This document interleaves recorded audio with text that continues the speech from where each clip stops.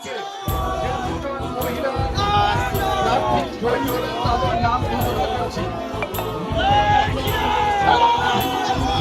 আগুন জেগেছে বাংলায়, দেখো বিরোধী নিশান নিয়ে, চোখের জলকে অস্ত্র বানাও বুকের আগুন দিয়ে। প্রতিবাদ আর প্রতিরোধে শুরু মানুষের চিৎকার, জানছে বাংলা ফিরে পেতে হবে মানুষের অধিকার। শ্রমিক কিষাণ মজুরি চাইছে অধিকার না পেয়ে, পদ্ম ফুলকে অস্ত্র বানাও বুকের আগুন দিয়ে, চোখের জলকে অস্ত্র বানাও বুকের আগুন দিয়ে।